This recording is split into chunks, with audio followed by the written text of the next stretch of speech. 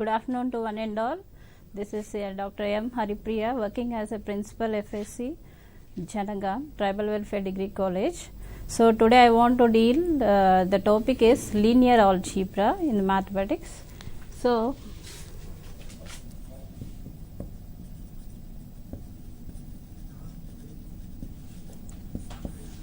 coming to the mathematics, what do you mean by linear? Linear means it has to be taken some lines or planes.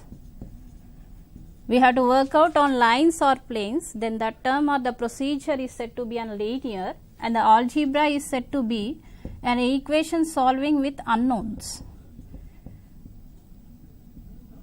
So here we are taking the two procedures. We are doing a lines, we are doing something or some procedure on lines or planes, and we want to solve the equations with unknowns. So these two kinds of the things are continued. That's why the concept is said to be a linear algebra. Now I want to deal the topic in this linear algebra is vector spaces.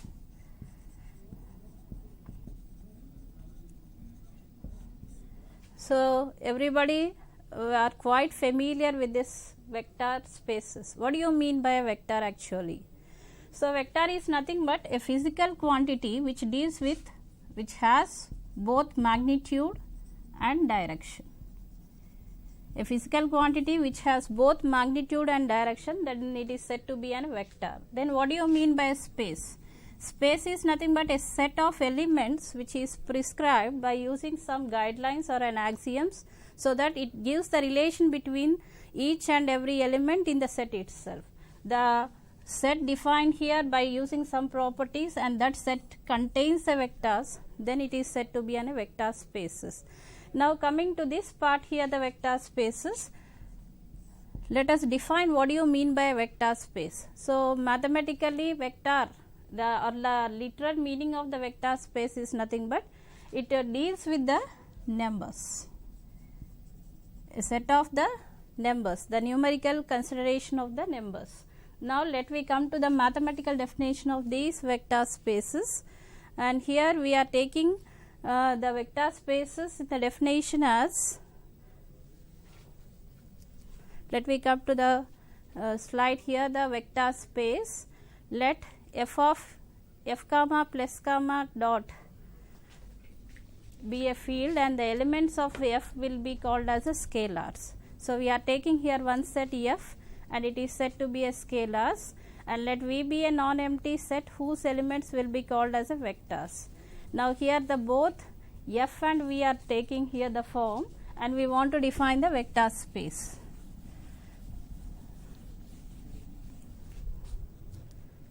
So coming to the definition, mathematical definition here, the vector space is, let we are taking f be a field which contains a scalars, and we are taking a V is a non-empty set which contains the elements as vectors.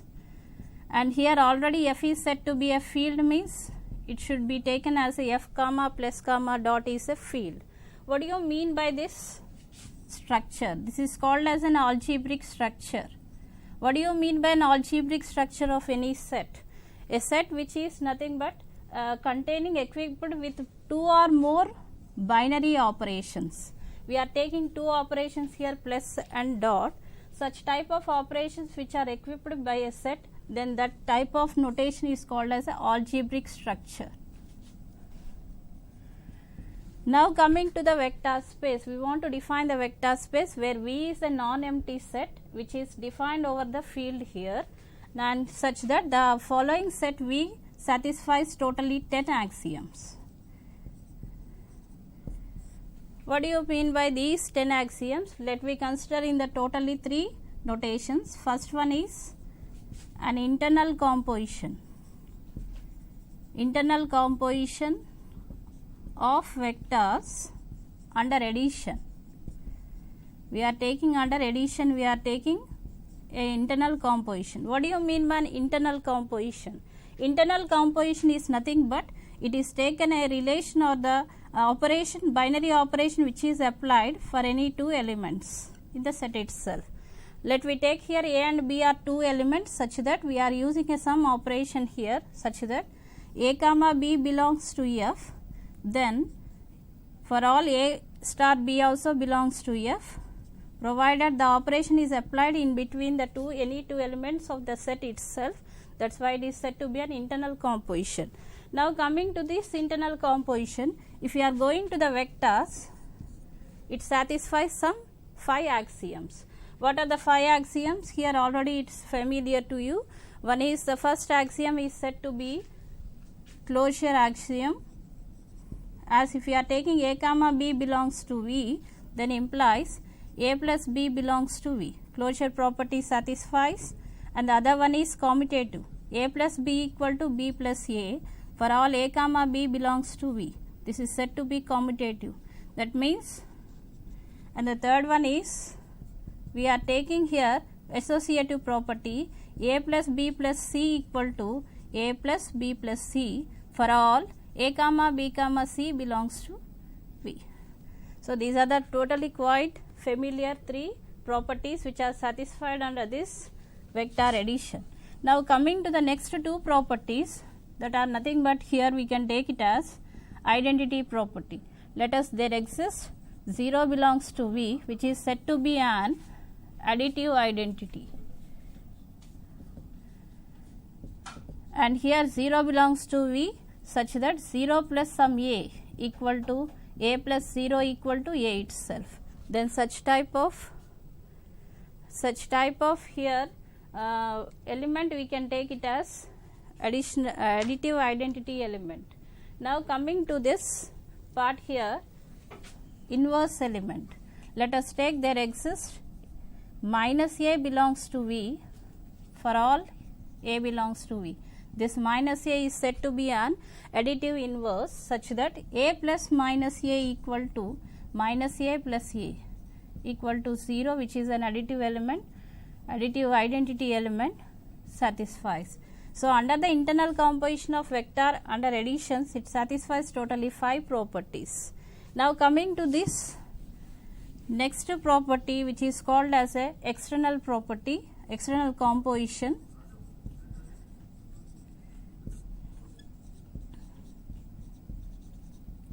So what do you mean by an external composition? Let us take 2 elements here. One element is some alpha belongs to F, and we are taking A belongs to V. So let us take that alpha belongs to F and A belongs to V, 2 elements from 2 different sets, and we are applying the here we are applying the multiplication, scalar multiplication over a vector which is also belongs to V. So as we are using the multiplication operation between the 2 elements which are in the from the different sets, that's why it is said to be an external composition.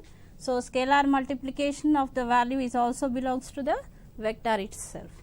Now coming to the last term, which is can be taken as vector addition and scalar multiplication. So if we are taking vector addition and scalar multiplication, we can use the other element here, scalar multiplication.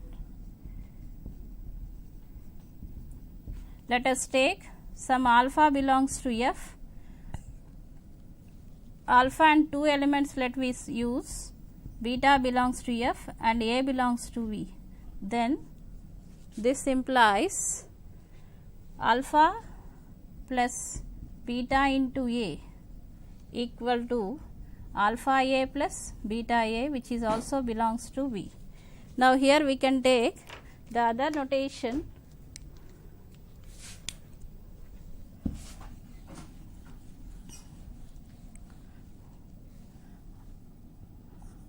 alpha belongs to F, and here let us take 2 elements in the V such that alpha into A plus B equal to alpha A plus alpha B, which is also belongs to V.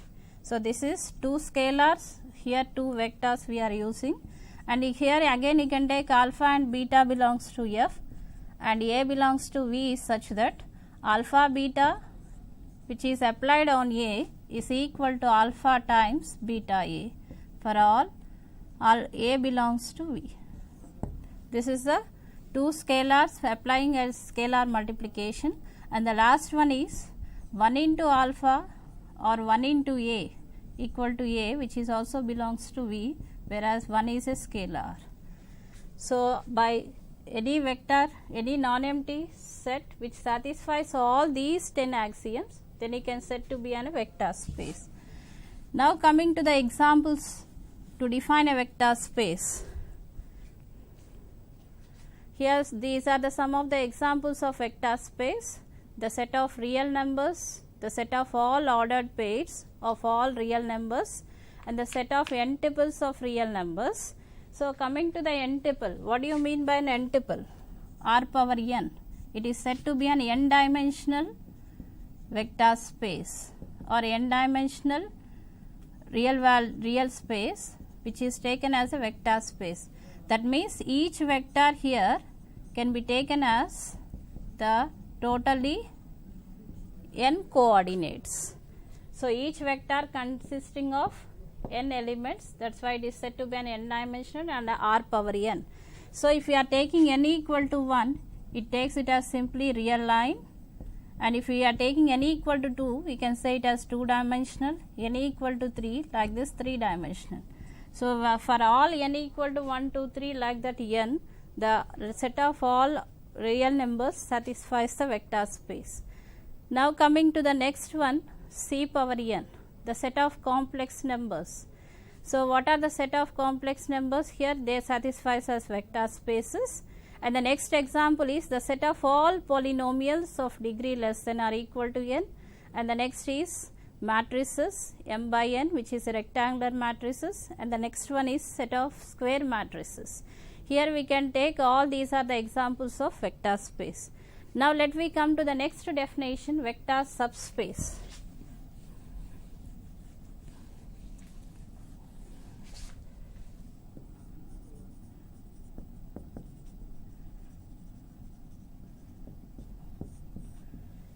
Generally, what do you mean by a subspace? So, coming to a subspace and subset here, let us take V of f be a vector space we are defining. That means, V is defined as a vector space over the field of real numbers, and here let us take W be any subset of V, and this W is a non-empty subset of V which satisfies totally 3 conditions. First one is what we are saying, W is a non-empty set.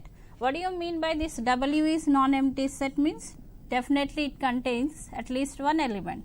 Let us choose that element as 0. That means a subset of a vector space which contains 0 element, and second one is it satisfies vector addition property. That means let us take 2 elements, implies u plus v belongs to W. Now, third one is let us take any scalar a belongs to f and u belongs to W, such that a into u belongs to W. So, vector addition, scalar multiplications are satisfied. That is why here by whenever any non-empty subset which satisfies all these following 3 properties, then this W is said to be a subspace of V. This is a definition of subspace. Now, let me come to here some important notes of these subspaces, and here if you observe the example, and before going to the example we can observe the note. Every subspace is a vector space. So, here we have to point out that every subspace is always a vector space. Why? Because first of all any subspace should be a subset of a vector space, then it satisfies the following properties. Coming to the examples, if you are taking the first example is a singleton set. So, singleton set here if you are taking S equal to 0, the set consisting of 0 vector, then you can say here it is said to be a vector space, and it is also becoming as a subspace, and every vector space is also said to be a subspace to itself. Then this type of condition is called as trivial subspaces. This is about subspaces. Let us take an example for a subspace.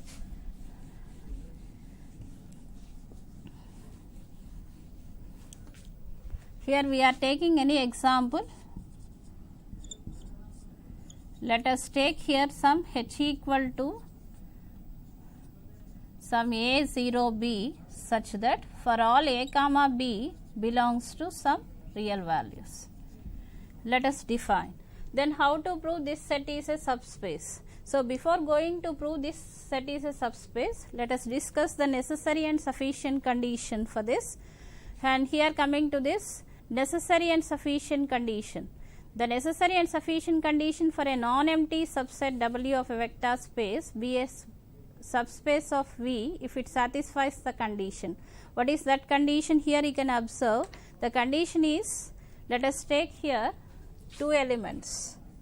Let us take two elements, a comma b belongs to F, and here we are taking the condition as a comma b belongs to F, and here we are taking alpha beta belongs to V, and these are the scalars and these are the vectors.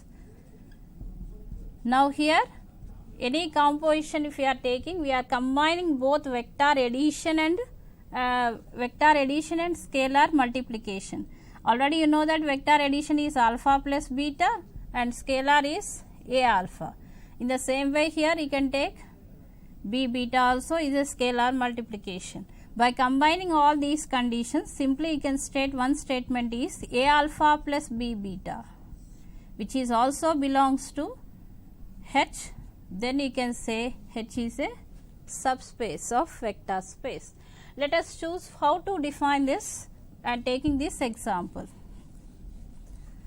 So to prove that H is a subspace, first of all you have to define two elements. So let us take the two elements as, let some alpha equal to a1 0 b1 and let us take beta equal to a2 0 b2. And here for all a1 b1 a2 b2 belongs to real values. Now I want to consider what condition? What condition we can consider here is a alpha plus b beta, here the condition. So to prove this, a alpha, consider a alpha plus b beta. What is a into alpha? What is the vector? Here we are defining for alpha a into a1 0 b1 plus b into a2 0 b2. We are taking two elements and we are taking the composition of a alpha plus b beta.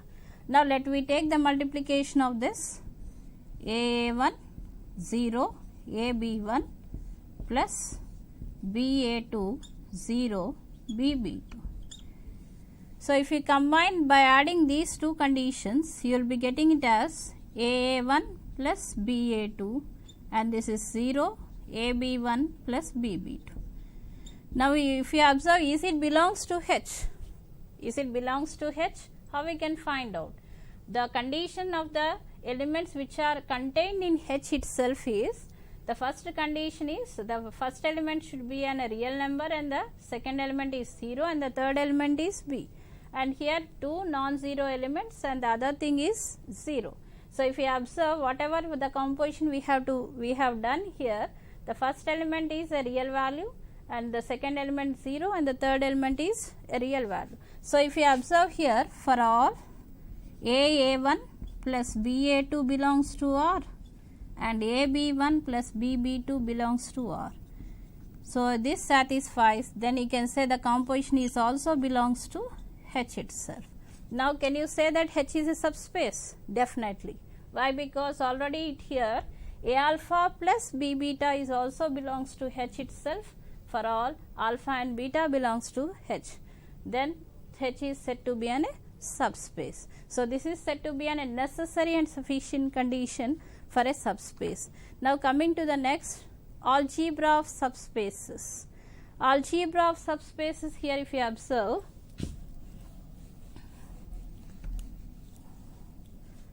algebra of subspaces if you observe here is,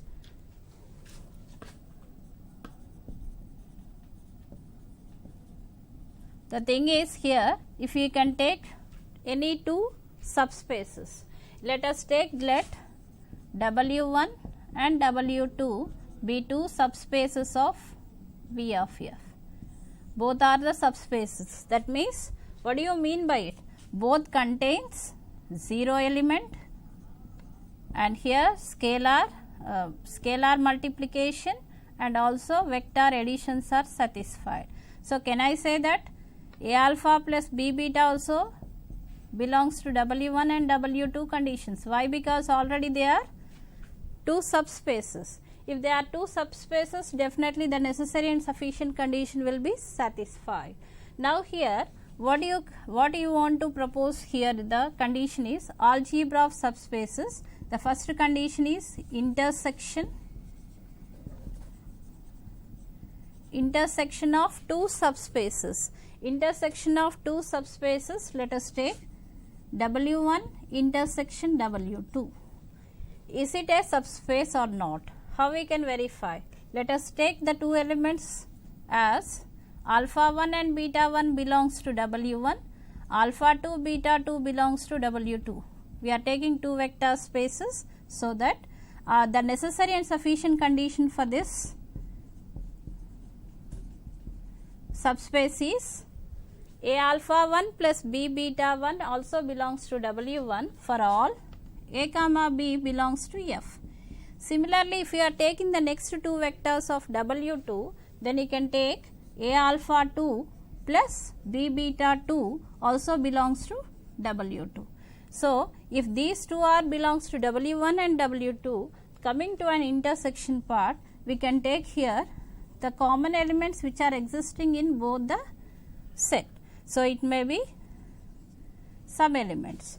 Now, coming to these elements, as the algebra of intersection of two subspaces is always a subspace, we can define. Now, coming to the union part. Second condition is union of two subspaces. So, union of two subspaces may not be a subspace always. How it is? How we can define this statement? How we can explain this statement? Let us take that W1 union W2. We want to find out. So, here W1 union W2 is a set which contains all the vectors of W1 and W2. Let us explain the statement how this is satisfied, that union of two subspaces may not be a subspace. Let us take by taking an example here, let us explain the statement. So, here W1 we want to take, let us define that W1 as a set which contains some elements for all y belongs to R, and let us take W2 as a set which we are taking 0 comma 0 comma z for all z is also a real number. So, we are defining two sets W1 and W2. Now, we are going to prove that is that the W1 union W2 is always a subspace or it may not be a subspace. Let us verify it. Okay.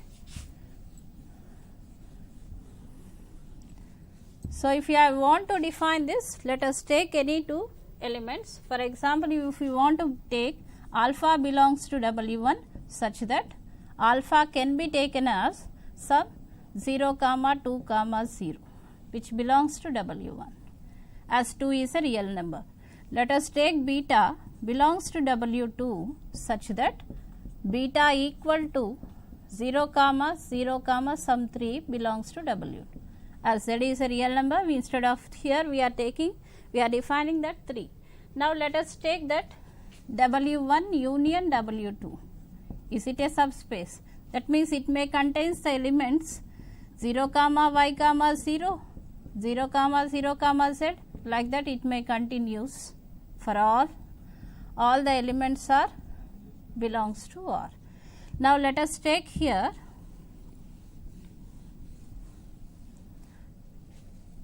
zero. Already 0 belongs to W1 union W2, as 0 belongs to W1 and 0 belongs to W2.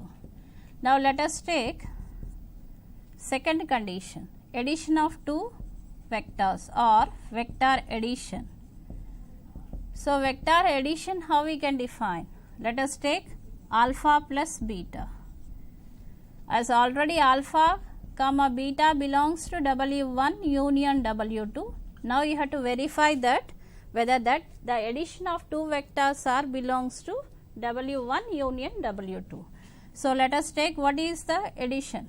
0 comma 2 comma 0 plus 0 comma 0 comma 3. So if you observe here, you will be getting 0 plus 0, 2 plus 0 is 2 and 0 plus 3 is 3. Now you are getting some vector which is in the form of 0, 2, 3. Is this element or is this the vector belongs to the set W1 union W2? What you can observe, isn't it? What are the elements which are observed here in W1 union W2 is the elements are 0, y0 or 0, 0 set. But here if you observe, only first element is 0 and the other two elements are 2 and 3. That means it does not belongs to W1 union W2. Since vector addition is not satisfied, then you can say that W1 union W2 is not a subspace of a vector space. So this is one of the example to prove that the union of two subspaces may not be a subspace. Okay. Now coming to the linear combinations of the vectors. Let us take the linear combinations. What do you mean by linear combination of the vectors according to the mathematics? Let us define here. So linear combination of the vectors here we want to take as, let us define that R is a vector which belongs to R power n.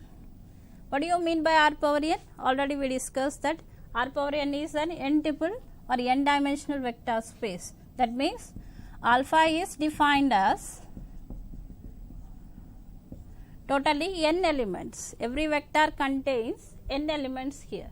Now let us take the form as here the linear combination. Let V of f, or you can take R power n, be a vector space. Now let us choose, or there exists some n scalars which belongs to f. Now literally the combination means, according to the mathematics, the combination means it can be taken as a sum of all the vectors by multiplying with the scalars. That is a mathematical definition of this combination. As we are not multiplying each vector to the other vector, that's why it doesn't possess any squares or cubes. That's why the combination is said to be a linear combination. Now coming to this linear combination, the sum of all these scalars and the vectors which are present in the elements which are present in the vector alpha, such that a1 alpha 1 plus a2 alpha 2 plus a3 alpha 3 plus so on an alpha n. So the literal meaning of combination here, it is scaled out the values and we are adding to the other results. This is equal to some other vector if you are taking as some x in any vector space. The sum of all these combinations is equal to the vector, then such type of combination is said to be a linear combination. As you can take in the summation notation as summation I equal to 1 to n ai alpha I. By distributing this I equal to for all the values, it can be expanded in the above form. Okay. This is said to be a linear combination of what vectors? Linear combination of alpha 1, alpha 2, so on alpha n. On what vector we are applying the combination, the definition we can define it. Okay. Now coming to the examples is 3, 4, 3 is a linear combination of 1 comma 1 comma 1 and 1 comma 2 comma 1. Let us take here, let us define whether this is satisfied or not.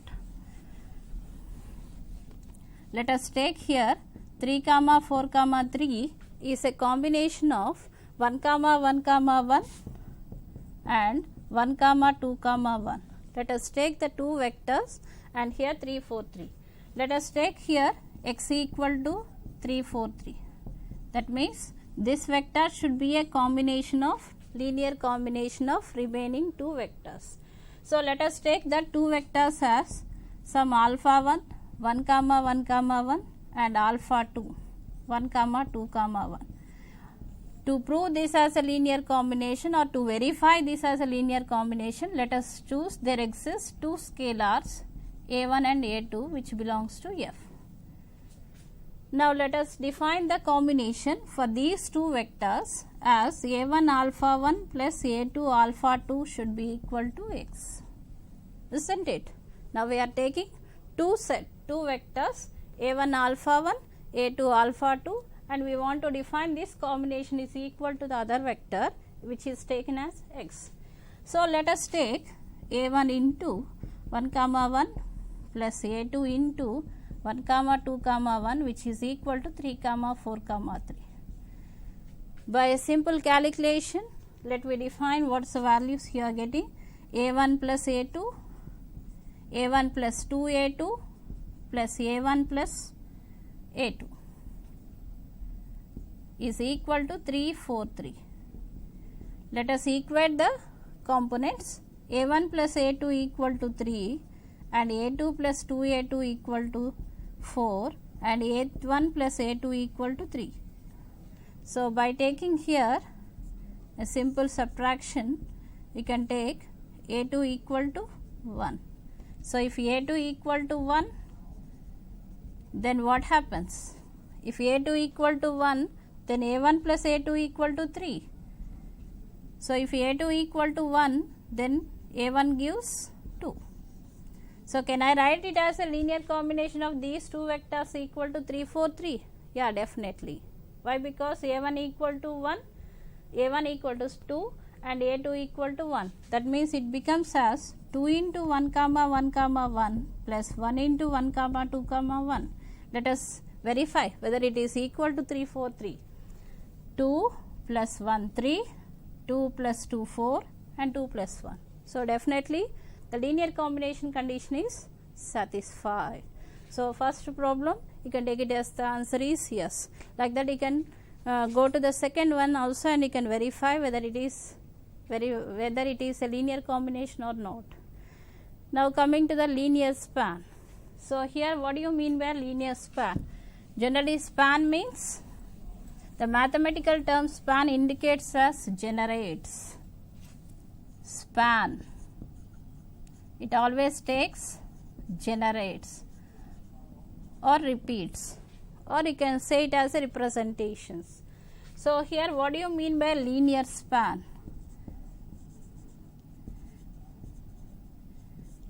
Here children, here we are observing one thing. Whatever we are defining the words or the terminology, we are using the word as a linear.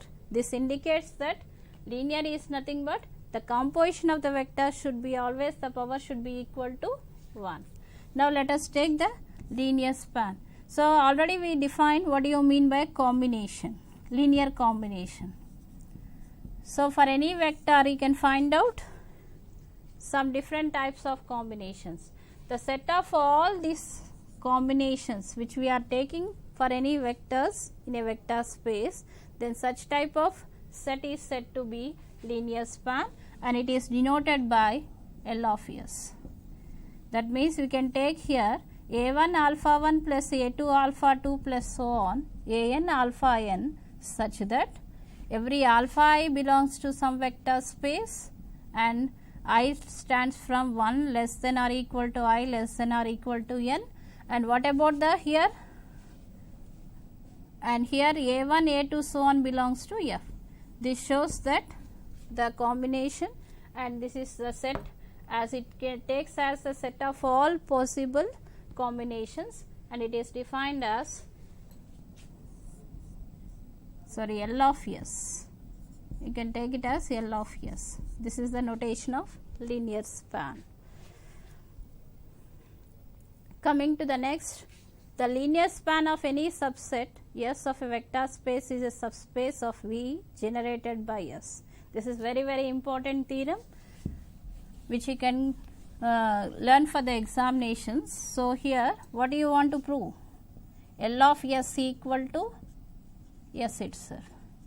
Till now we didn't observe anything here. What do you mean by the set S? Isn't it? Okay. Now you can get what do you mean by S. Now let us discuss what do you mean by S. S is called as the smallest subspace. Okay. Again you may get it as a doubt. What is the term why we are stressing it as a smallest subspace? That means if you are taking any vector space and let us take S is a subset of this vector space and it is already defined as a subspace. Now here whatever the things we are taking, this S is contained in L of S. Like that S itself may contain in all the subspaces. Let us take this is a vector space and we are taking some subspaces in this. Let us take some W1, W2, W3 like this. Like that L of S is also a subspace. If L of S is also a subspace, then it contains some subsets. So if in all the subsets S is contained in all the subspaces, as S is a set contained in like that, then this S is said to be a smallest subspace. If S is a smallest subspace, then you can notate it as S itself.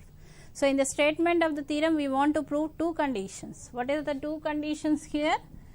First of all, L of S is a subspace and second one is S to be equal to L of S. Let us take the first condition. First of all, let us define what do you mean by L of S. According to definition here, if we are taking alpha belongs to R power n, then what do you mean by alpha? R power n or the vector space, then you can take alpha equal to alpha 1, alpha 2, so on, alpha n. It is an n-tuple vector as it belongs to R power n. Now let us take like this. If we are taking here some beta as b1, beta 2, so on beta n. So both are belongs to some V of f. And here let us choose that S is a subspace of V of f and let us take that alpha comma beta belongs to S itself. Now already you know that S contains the condition as A alpha plus B beta belongs to S for all A comma B belongs to F. In this combination if we observe the conditions, then you can take, let us take, consider A alpha plus B beta. So A into, what do you mean by alpha? Alpha 1, alpha 2, so on alpha n, plus let us take some variation as this is m and this is n. And here B, beta 1, beta 2, so on some beta n. By combining this, you will be getting it as A alpha 1 plus B beta 1, like that A alpha 2 plus B beta 2 plus so on A alpha m, and here we can take some B beta n. Now is this a combination of all the vectors here if you observe? Already you know that A alpha 1, A alpha 2, so on A alpha m belongs to L of S. Why? Because how we are taking here the form. L of S can be taken as a set which takes as some A alpha 1, A alpha 2, so on A alpha n, A1, A2, so on A alpha n for all A1, A2, so on belongs to F and alpha 1, alpha 2 belongs to some set S. So already L of S is a set which contains all set of possible linear combinations. So is this the combination or also lies in L of S? Definitely. Why? Because already A alpha is taking it as A alpha, A1 alpha 1 plus A2 alpha 2 log, like that, and here we are taking the other conditions. So definitely this combination goes to the set L of S. Then you can say that L of S is a subspace. So first condition is satisfied. In the same way here you can take the second condition. So we proved that L of S is a subspace. Now we have to take it as a second condition, L of S equal to S itself. So first let me verify that S is contained in L of S. So if you are taking any alpha r which belongs to S, is it belongs to L of S? Then how to write down alpha r? Can we write it as 0 alpha 1 plus 0 alpha 2 plus so on, sum 1 into alpha r plus 0 into alpha r plus 1 plus so on like this? So alpha r is also denoted as a linear combination of some vectors. So definitely this shows that alpha r belongs to L of S. So from these conditions, whatever the elements which are in S, they are contained in L of S. Then you can say that for all alpha r belongs to S, alpha r belongs to L of S. So every element, then you can say S is contained in L of S, or S is a subset of L of S. Now let us take the other subspace. Let us take here W is another subspace, here we are defining, and here W may be a subspace such that the condition here we are using, the thing is the subspace of these conditions. Okay, so the subspace which we can take here is subspace of V of F. So we are taking W is another subspace of V of F. Now we have to show that is that the S is also contained in W. Why? Because already W is a subspace, means it satisfies scalar addition and scalar multiplication, vector addition. That's why you can say it as all the elements which are taken as a linear combination, definitely S is also contained in W. So if we treat S is contained in L of S and S is contained in W, then you can say that S is said to be a smallest subspace. So this is the proof of the theorem.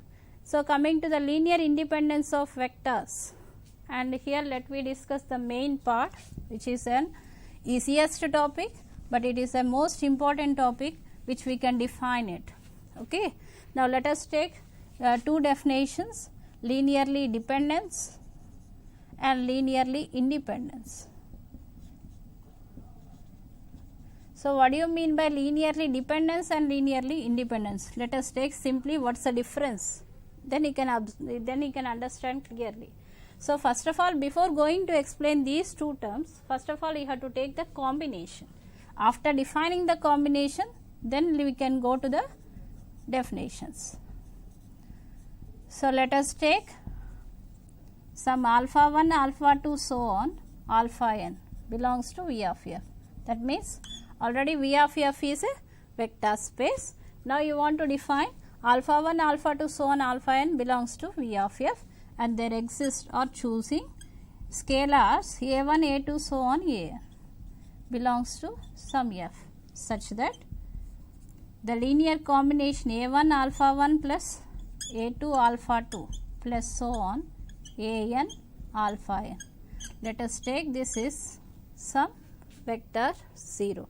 That means we are framing a linear combination equation.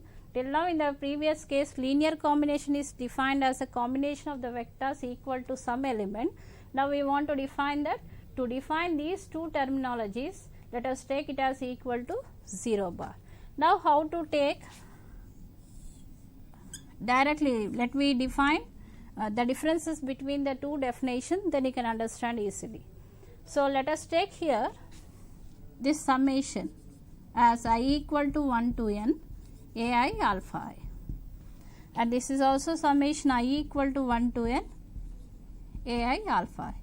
Then when you can say these vectors alpha 1, alpha 2, so on, alpha n are linearly independent or linearly dependent, then to define this, first of all we have to treat with the scalars. So in the combination of these equation, linear combination of the vectors, if all ai's are equal to zeros, that means all the coefficients of the vectors under the linear combination, If they are taken as zeros, then you can say as such type of vectors are called as linearly independent vectors. If at least one non-zero scalar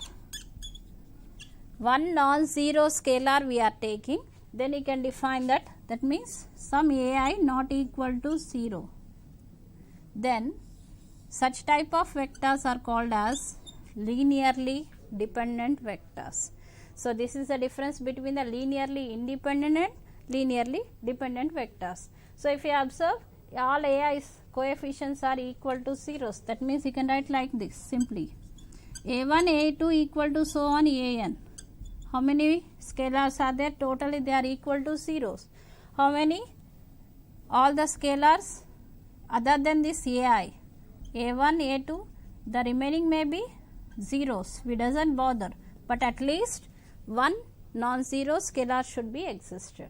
So this is the difference between the linearly independence of the vectors and linearly dependence of the vectors.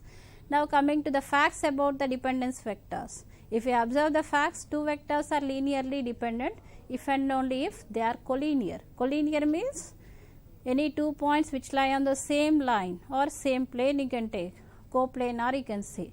Next, second condition is any set containing 0 vector is also said to be linearly dependent. This you can remember directly. The last condition is if a subset of v1, v2, so on v3, so on vn is linearly dependent, then the total set is also, superset is also said to be linearly dependent. So here if you observe the coming to the problems, these are the some of the problems which I list over. Let us discuss one problem as prove that the vectors are linearly independent vectors. Let us take independent vectors here, how to prove it. First problem, and let us take the vectors here, the conditions as 1, 2, 0 and 0, 3, 0, 3,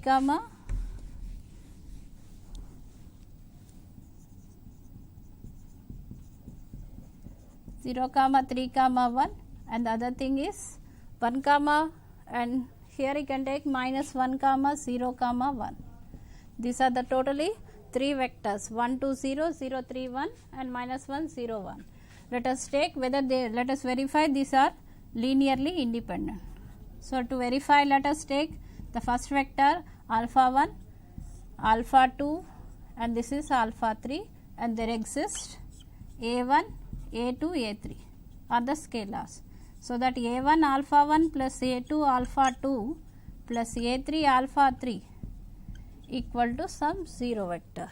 So if we are taking this a1 into 1, 2, 0 plus a2 into 0, 3, 1 like this, a3 into minus 1, 0, 1 and 0 vector is 0, 0, 0. Now by applying simple computation here, we can observe the total a1 into 1, 2, 0 and a2 into like that. By applying this and taking the form a1 plus 0 a2 plus minus a3, and the next vector is 2a1 and next is 3a2 plus a3, which is 2a1 3a3 0, and the next one is a2 plus a3, which is equal to 0, 0. Here you can discuss, you can solve this problem in two ways. How to you can solve the problem in two ways is, first let me equate the components 2a1 plus 3a3 equal to 0, a2 plus a3.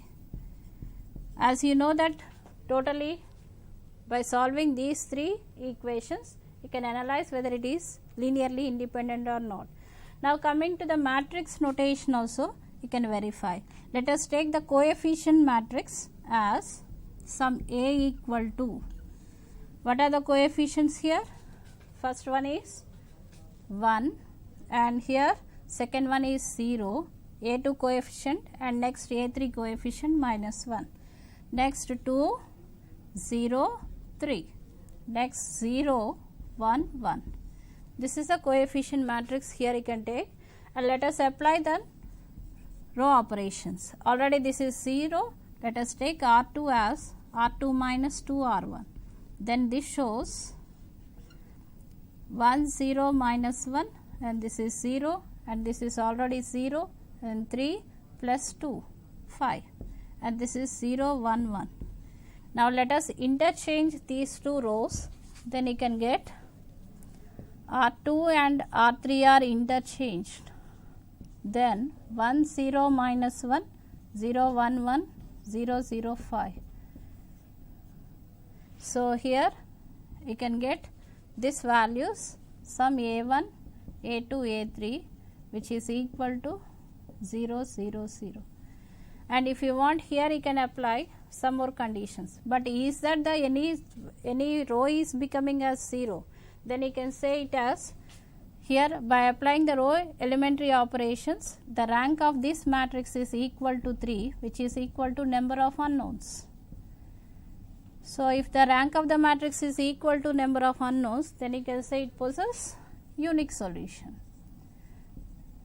So the problems when we are calculating linearly independent and dependent vectors, you can do one conditions here. You can do the one way of solving the problem is taking the matrix notation, and we can observe here the matrix notation, and by solving the row echelon form and applying the row operations, if the rank of the matrix is equal to number of unknowns, then you can say it as unique. Then such type of vectors forms as linearly independent. Or if the rank of the matrix is less than number of unknowns, then you can say it has many solutions. It may goes to the linearly dependent. And simply if you want to find out in other way, then you can take the determinant of the matrix. If the determinant of the matrix is not equal to 0, then you can say it is linearly independent. If the determinant of the matrix is equal to 0, then you can say it is linearly dependent vectors. So these are the some of the problems here we can go, and this is one of the important theorem we can take as the linear combination of two vectors. If you are saying the two vectors are linearly dependent, then you can use this condition.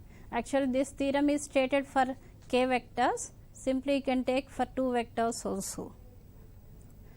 Now what are the consequences of linearly independent and linearly dependent? Every subset of linearly independent is linearly independent. So linearly independent subset is linearly independent, linearly dependent superset is linearly dependent. So these are the some of the assignment problems which we can note it, and you can work out, and you can go through the problems. So thank you, and once again I thank our beloved secretary sir for giving me this opportunity as to take the part of linear algebra. Okay, thank you one and all.